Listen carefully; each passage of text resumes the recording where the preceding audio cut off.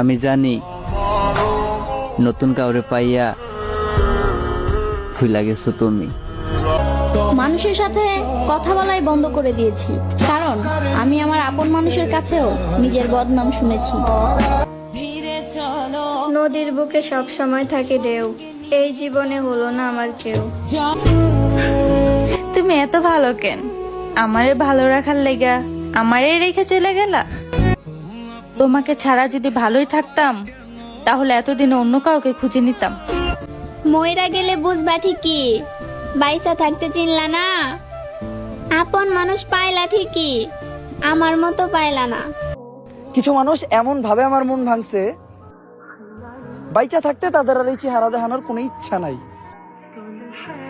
আর মরার পর শেষবারের মতো যাতে লাশটাও না দেখতে পারে, আল্লাহর কাছে শুধু এটাই চাই।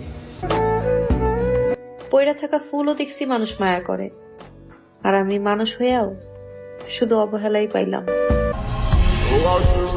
অনেকটা চেষ্টা করার পরেও প্রিয় মানুষটা আছে অন্য কারো। আপনাকে হারানোর ভয়ে আমি কেঁদে ফেলি। এর থেকে বেশি কিভাবে ভালোবাসতে হয় ওইটা আমার জানা নাই। প্রকাশ করতে না পারলে কান্না করে দিও, কারণ তোমার সৃষ্টিকর্তা কিন্তু সব জানে। আপনি কি কোনো মেয়ের কাছ থেকে ধোঁকা খেয়েছেন? হ্যাঁ, অনেক ভালোবাসতেন মেয়েটিকে। অনেক কিনা জানি না, সত্যি করে ভালোবাসতাম। ভালো যদি নাই লাগে মুখে বইলা দাও, বারবার কল করি ফোন কেন কাইটা দাও?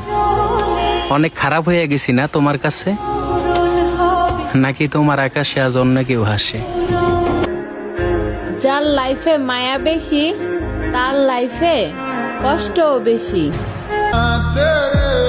অপেক্ষা করব সেই দিনটার জন্য, যেদিন তুমি নিজে এসে বলবে তোমার মতো করে কেউ আমাকে বোঝেনি। মইরা যাওয়ার আগ অব্দি আমার একখানা আফসোস থাইকা যাইব, আমার কেউ আমার মতো করে বুঝলো না।